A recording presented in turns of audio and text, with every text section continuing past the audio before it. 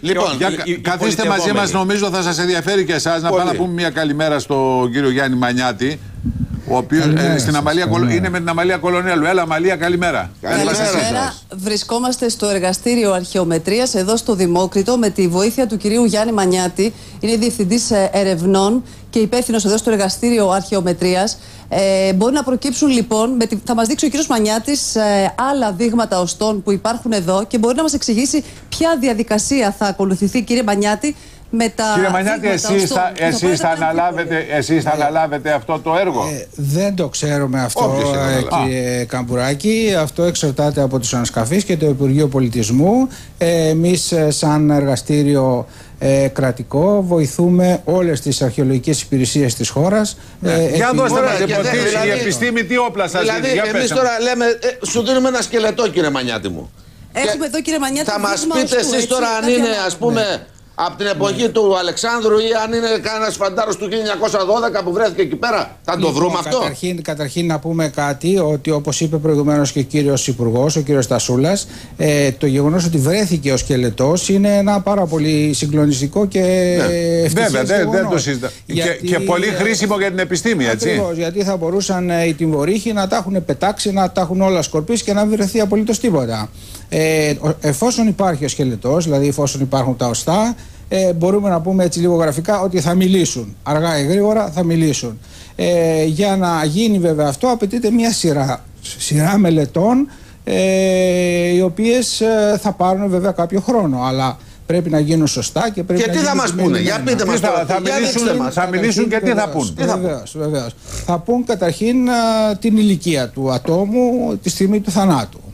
Ναι. Αυτό είναι πάρα πολύ σημαντικό. Είναι μεγάλη, πολύ σημαντική πληροφορία αυτή. Θα πούν, παραδείγματος χάρη, αν είναι άνδρας ή γυναίκα. Κύριε Μανιάτη, συγγνώμη για την ηλικία, επειδή είναι κρίσιμο αυτό το μέγεθος.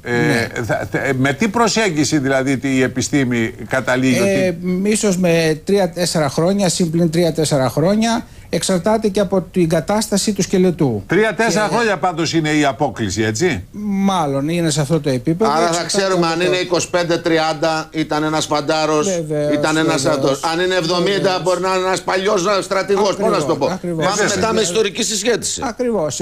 Σε συνδυασμό με τα ιστορικά και τα αρχαιολογικά στοιχεία θα οδηγηθεί κανείς πολύ κοντά στην ταυτότητα. Επιπλέον, θα μπορεί να προσδιοριστούν τραύματα, να προσδιοριστούν κατάγματα, να προσδιοριστεί η αιτία θανάτου, κάποιες ασθένειες. Όλα αυτά συσχετίζονται με την ταυτότητα του νεκρού. Τραύμα δηλαδή με μαχαίρι, με σπαθί, με δόρυ, με ένα τέτοιο πράγμα, με αυτό το καταλαβαίνετε. Ακριβώς. Οπότε άρα σου λέει αυτός ήταν στρατιωτικός, ας πούμε. Βεβαίως. Για δείξτε μας, έχετε εκεί κάτι να μας δείξετε πώς γίνεται η δουλειά? Ένα λεπτάκι να σας πω κάτι. Αυτή η μελέτη, η ανθρωπολογική και οστεοπαθολογική, γίνεται από ειδικούς επιστήμονες. Ναι. Και θα πάρει ένα χρόνο για να γίνει, έτσι, και θα γίνει επιτόπου εκεί στη Βεργίνα, στην Αμφίπολη. Είπα Βεργίνα παρεμπιπτόντως γιατί συμμετέχω και στην επιστημονική ομάδα της Βεργίνας που μελετάμε τα οστά των βασιλικών ταφών. Έχει ξαναγίνει, κύριε Μανιάτη, μια τέτοια μελέτη σε οστά και έχετε καταλήξει κάπου? Βεβαίως. Έχει γίνει επί πολλά χρόνια. Οι συνεργάτες μας στην επιστημονική ομάδα της Βεργίνας, ο κύριος Αντίκας και η κυρία Αντίκα, Θόδωρος και Λόρα Αντίκα, έχουν μελετήσει διεξοδικά το σκελετό του Φιλίππου και επίσης και το σκελετό της γυναικός που είναι στο προθάλαμο. Και έχουν καταλήξει σε συμπεράσματα που είναι σύμφωνα με τα ιστορικά δεδομένα, ας πούμε? Ναι, βεβαίως. Έχουν καταλήξει σε συμπεράσματα ότι πρέπει οπωσδήποτε να είναι ο Φίλιππος, ο δεύτερος. Ο κουτσός. Και όχι, δεν ήταν καθόλου κουτσός. Και η γυναίκα που ήταν στον προθάλαμο, αυτή ήταν κουτσή τελικά. Η γυναίκα ήταν. Η γυναίκα ήταν κουτσή. Είχε κάταγμα σοβαρό στο. Το τραύμα του Φιλίππου στο κρανίο υπήρχε? Όχι. Το τραύμα στο οστό δεν υπήρχε. Αλλά αυτό δεν σημαίνει ότι δεν μπορεί να είχε καταστραφεί το μάτι. Άρα λοιπόν κάποια στιγμή μελλοντικά θα υπάρχει και σύγκριση αυτού του σκελετού στο DNA με αυτό που βρέθηκε? Μήπως υπάρχει καμία σχέση? Λοιπόν, στη συνέχεια, μετά την ανθρωπολογική εξέταση που θα μας δώσει όλα αυτά τα στοιχεία που συζητήσαμε, θα προχωρήσουμε σε εργαστηριακές αναλύσεις. Οι εργαστηριακές αναλύσεις θα περιλαμβάνουν DNA, θα περιλαμβάνουν ισοτοπικές αναλύσεις για να δούμε τη διατροφή του ατόμου και άρα το περιβάλλον στο οποίο ζούσε πριν πεθάνει. Μπορεί να φανεί τι έτρωγε πριν από τα 2.000 χρόνια. Βεβαίως. Αν παραδείγματος χάρη η διατροφή του ήταν πλούσια σε θαλασσινά, μπορούμε να υποθέσουμε ότι βρισκόταν σε ένα θαλάσσιο περιβάλλον. Αφήνει ίχνη δηλαδή η τροφή πριν από 2.000 χρόνια, θα αφήσει ίχνη στο σκελετό. Βεβαίως, τα ισότοπα που είναι στους ιστούς του. Θέλετε να μας δείξετε μια από τις διαδικασίες. Θα πάμε εδώ στο ψυγείο, κύριε Μανιάτη, ανοίξτε το ψυγείο. Κύριε Υπουργέ, ενδιαφέροντα δεν είναι αυτά? Εξαιρετικά ενδιαφέροντα. Στο ψυγείο τον έχετε? Για παράδειγμα, αυτό που βλέπετε είναι κάποια οστά από μια ταφή προϊστορική, τα οποία βρίσκονται στο αρχικό στάδιο επεξεργασίας τους. Από αυτό το οστό αφαιρούμε το κολαγόνο, το οποίο κολαγόνο χρησιμοποιείται για όλες αυτές τις αναλύσεις που σας περιέγραψα, δηλαδή DNA, ισότοπα και ενδεχομένως χρονολόγηση με την τεχνική του άνθρακα 14, αν αυτό βέβαια είναι απαραίτητο. Κύριε Μανιάτη, να ρωτήσω κάτι. Αυτή η περίφημη εξέταση του DNA, να εξετάσουμε αν ο σκελετός που είναι εκεί, το DNA του σκελετού και το DNA του Φιλίππου έχουν ομοιότητες, θα βγάλουμε κάποια σχέση για συγγένεια. Σκέτο DNA όμως σε ένα σκέτο σκελετό τι νόημα έχει? Το DNA σε ένα σκέτο σκελετό, αν δεν υπάρχει μέτρο συγκριτικό, αν δεν υπάρχει συγκριτικό υλικό, μπορεί να δώσει μόνο μια, αν θέλετε, γενετική καταβολή σε σχέση με μελέτες που έχουν γίνει από σύγχρονους πληθυσμούς κτλ. Δεν μπορεί να μας δώσει την ταυτότητα. Δηλαδή αυτό που διαβάσαμε χθες, ας πούμε, ότι από αυτή τη γενική εξέταση του DNA θα φανεί αν εμείς είμαστε απόγονοι αυτών των ανθρώπων, έχει βάση αυτό? Κοιτάξτε, υπάρχουν πολλές μελέτες DNA και σε σύγχρονους πληθυσμούς που δείχνουν, ας πούμε, τις γενικές καταβολές και τις συγγένειες, όχι ακριβώς συγγένειες, αλλά αν θέλετε το προφίλ μιας περιοχής, ενός λαού, αν βρει κανείς συγκεκριμένα στοιχεία. Και για παράδειγμα στην Κρήτη έχει αποδειχθεί με αναλύσεις DNA ότι οι άνθρωποι αυτοί δεν κατάγονταν από τους Αιγυπτίους όπως παλιότερα λέγονταν. Αλλά στη συγκεκριμένη μας περίπτωση βέβαια θα ήταν ευτύχημα να συγκριθεί το DNA του συγκεκριμένου νεκρού στην Αμφίπολη με το DNA της Βεργίνας. Βέβαια, εκεί άμα βγάλουν για να δούμε μήπως υπάρχουν συγγενικά αυτά, βασιλική συγγένεια. Πείτε μου κάτι ακόμα, κύριε Μανιάτη. Μόνο να πω το εξής, ότι βέβαια να σας πω ότι δεν έχει ολοκληρωθεί η μελέτη αυτή των αναλύσεων της Βεργίνας. Ακόμα δυστυχώς. Έχουμε κάνει αίτηση αυτή τη στιγμή για δειγματοληψία στο Υπουργείο Πολιτισμού και περιμένουμε. Τώρα έχουν τον Υπουργό. Ορίστε, τα λέτε τώρα να τα ακούσει ο Υπουργός. Βάλε μια τσίφρα, κύριε Κατσούλα. Βάλε τσίφρα να προχωρήσει. Να προχωρούν να βρουν τα DNA. Ναι. Έχουμε κάνει εδώ και 3 μήνες αίτηση και περιμένουμε την απάντηση. Κύριε Μανιάτη, πείτε μας κάτι άλλο. Διαβάσαμε ότι, το έχουμε δει δηλαδή και σε εφημερίδες, το έχουμε δει και σε ντοκιμαντέρ κτλ. Ότι όταν έχεις ένα σκελετό, φτιάνεις λέει το πρόσωπο κατά κάποιο τρόπο. Δεν ξέρω αν είναι δική σας δουλειά. Αναπλάθεται. Δεν είναι δική μας δουλειά. Βεβαίως υπάρχουν αυτές οι αναπλάσεις. Θα πάει στο Μάντσεστερ σε κάποιο ειδικό κέντρο? Κοιτάξτε, δεν είχαμε και τόσο καλή εμπειρία από την προηγούμενη ανάπλαση που έγινε στο πρόσωπο του Φιλίππου στο Μάντσεστερ. Ήταν μια, θα έλεγα, αποτυχημένη προχειροδουλειά. Τι εννοείται αποτυχημένη? Δεν ήταν ο Φίλιππος που είχαμε στο μυαλό μας. Ήταν ο Φίλιππος που θέλαμε να έχουμε στο μυαλό μας, αλλά δεν ήταν ακριβώς το άτομο το οποίο βρισκόταν, δηλαδή το κρανίο και το σχήμα του κρανίου δεν τέριαζε σε αυτήν την απεικόνηση που έγινε. Επιστημονικά ήταν λάθος δηλαδή. Επιστημονικά ήταν σαφέστατα λάθος, ναι. Υπουργέ, εσείς θα τα κάνετε όλα αυτά, υποθέτω, έτσι που λέει ο κύριος Μανιάτης. Τώρα δεν ξέρω με ποια ομάδα και με ποιο αυτό, προφανές είναι αυτό.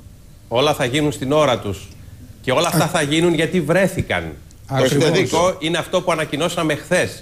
Τα επόμενα θα γίνουν επειδή υπάρχουν οι επιστήμονες, επειδή υπάρχουν αυτοί οι τομείς της επιστήμης οι οποίοι μπορούν να μας βοηθήσουν Και να ξέρετε ότι θα γίνει το καλύτερο δυνατό και θα συνεργαστούμε με τους καλύτερους δυνατούς. Τώρα εδώ που τα λέμε, κύριε Τασούλα, να σας πω, επειδή δεν το ξέρω διαδικαστικά, όλα τα επόμενα κομμάτια, ας πούμε, του να πάει στο Δημόκριτο, να πάει στο Μάντσεστερ, να πάει εδώ, να πάει εκεί, αυτά είναι αποφάσεις που παίρνετε πού? Από το Υπουργείο Πολιτισμού, από την κυρία Περιστέρη, από μια ομάδα, από τον Υπουργό? Πώς γίνεται αυτό?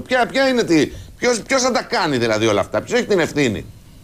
Το Υπουργείο Πολιτισμού, με εισηγήσεις της τοπικής εφορίας αρχαιοτήτων Σερών και αποφάσεις της τοπικής εφορίας Σερών, θα προχωρήσουμε στα επόμενα βήματα. Τα επόμενα βήματα είναι συγκεκριμένα. Δεν είμαστε μπροστά σε μια πρωτοφανή διαδικαστικά κατάσταση. Είμαστε μπροστά σε μια αισθητικά και ιστορικά πρωτοφανή κατάσταση, αλλά ανασκαφές και παρόμοιες περιστάσεις και οστών και τέτοιων εκκρεμωτήτων έχει διαχειριστεί πολλές φορές στο Υπουργείο Πολιτισμού. Πότε θα έχουμε απαντήσει, Υπουργέ? Δηλαδή, το αν είναι άντρας ή γυναίκα, πότε το συντομότερο θα ξέρουμε? Τι ηλικία έχει, τι ύψος έχει, τι διαστάσεις του τάφου τις ξέρουμε. Αλλά πότε νομίζω ότι είναι σταδιακές αυτές οι έρευνες. Δηλαδή, σε πόσο καιρό το νωρίτερο θα ξέρουμε κάτι? Πρέπει να ξέρετε ότι η δουλειά συνεχίζεται. Ναι. Έχουμε να κάνουμε τη συντήρηση όσων ευρημάτων είχαμε μέσα στον τάφο και αυτή η συντήρηση γίνεται στο Μουσείο της Αμφίπολης. Έχουμε να κάνουμε την αποκατάσταση του ψηφιδωτού, όπου έχουν βρεθεί τα περισσότερα ελείποντα στοιχεία του ψηφιδωτού. Αυτό από το κεντρικό εκεί, από αυτό το κέντρο... το οποίο έχει αυτή τη στρογγυλή... Θα το φτιάξουμε? Αίσθηση, ναι. Πάρα πολλά έχουν ήδη βρεθεί. Και δουλεύουν ήδη στην σύνθεση της αποκατάστασης στο Μουσείο της Αμφίπολης οι συντηρητές. Πρέπει να πω επίσης ότι βρέθηκαν σε μεγάλη ακτίνα γύρω από το μνημείο, κοντά στην περιοχή που είναι το λιοντάρι της Αμφίπολης, δηλαδή δεκάδες χιλιόμετρα μακριά, βρέθηκαν εκατοντάδες κομμάτια λίθινα και μαρμάρινα από τον περίβολο. Περισσότερα από 500 μέλη του περίβολου έχουν μετακινηθεί από την Νούλεν το 1936 όταν έγινε το φράγμα στην Κερκίνη. Δηλαδή πήραν τα κομμάτια, τα βάλανε για φράγμα. Χρησιμοποιήθηκαν για φράγμα. Και αυτές τις μέρες, επειδή υπάρχει υποχώρηση της λίμνης αυτής, βγήκαν στην επιφάνεια. Υπέροχο. Αυτό στην επιφάνεια. Δεν μου λέτε κάτι άλλο. Και αυτά θα μετακινηθούν και θα πάνε στη θέση τους ώστε να ολοκληρωθεί η αποκατάσταση του εκπληκτικού περίβολου. Στην ίδια εποχή που οι τυμπορύχοι δουλεύανε επαγγελματικά και πήγαν και κάνανε σύλληψη σε όλους τους τάφους, η Ούλεν έπαιρνε τα μάρμαρα από έναν αρχαίο χώρο και τα πήγαινε και τα ρίχνε στο φράγμα, για να καταλάβουμε τι συζητάμε. Τώρα να πούμε για την ιστορική τώρα ουσία ότι εάν οι Εγγλέζοι που είχαν βρει το λιοντάρι τότε, το 16 και το 17, εάν δεν τους είχαν βομβαρδίσει οι Βούλγαροι από απέναντι για άλλο λόγο, το λιοντάρι θα ήταν στο Βρετανικό Μουσείο σήμερα, Υπουργέ μου. Άμα κάτι τα έχει διαβάσει αυτά, τα ξέρεις. Ακούστε, με τα εάν δεν γίνεται δουλειά. Η δουλειά γίνεται με τις πραγματικότητες. Αλήθεια. Και η πραγματικότητα είναι ότι αυτή τη στιγμή η χώρα μας πρωτοστατεί σε παγκόσμια δημοσιότητα για το γεγονός του καταπληκτικού πολιτισμού της, ένα γεγονός το οποίο μας δίνει δύναμη και κουράγιο να ξεπεράσουμε ακόμη και τις σημερινές δυσκολίες. Τι θέλετε να πείτε, κύριε Μανιάτη? Ήθελα να πω το εξής σε σχέση με τους χρόνους που ρωτήσατε. Τόσο η ανθρωπολογική μελέτη όσο και οι εργαστηριακές αναλύσεις είναι πολύ χρονοβόρες διαδικασίες, γιατί ακολουθούνται πολύ συγκεκριμένα πρωτόκολλα και ιδιαίτερη προσοχή στο χειρισμό των δειγμάτων και γίνονται σε χρόνους έτσι εργαστηριακούς και όχι τηλεοπτικούς. Πολλοί ρωτούν πότε αύριο θα έχουμε τα αποτελέσματα. Ευχαριστούμε κύριε Μανιάτη. Και μία ακόμη συμπλήρωση για τα μάρμαρα, τα οποία αναφέρατε και εσείς και ο κύριος Υπουργός. Θα ήθελα να σας θυμίσω ότι το Εργαστήριο Αρχαιομετρίας του Δημόκριτου ασχολείται με την προέλευση, τον προσδιορισμό της προέλευσης του μαρμάρου εδώ και 25 χρόνια και έχει μια τεράστια βάση δεδομένων από όλη τη Μεσόγειο. Μπράβο. Είχαμε παλιότερα κάνει το λιοντάρι της Αμφίπολης και είχαμε διαπιστώσει ότι το μέσο σώμα προέρχεται από μάρμαρο θάσου δολομητικό στη βορειοανατολική Θάσο, ενώ η βάση του από μάρμαρο πάλι Θάσο, αλλά από άλλη περιοχή της Θάσο. Θα μπορούσαμε δηλαδή να κάναμε για τα μάρμαρα για να βλέπαμε γενικά από πού είναι όλα αυτά τα κομμάτια, αν είναι όλα από το ίδιο λατομείο, αν είναι από διαφορετικές περιοχές. Ευχαριστούμε κύριε Μανιάτη. Παρακαλώ, ευχαριστώ και εγώ. Γεια σας, γεια σας. Ευχαριστούμε, Υπουργέ, ευχαριστούμε. Υπουργέ, κάτσε 2 λεπτά γιατί έχουμε φασαρία αστυνομική να τα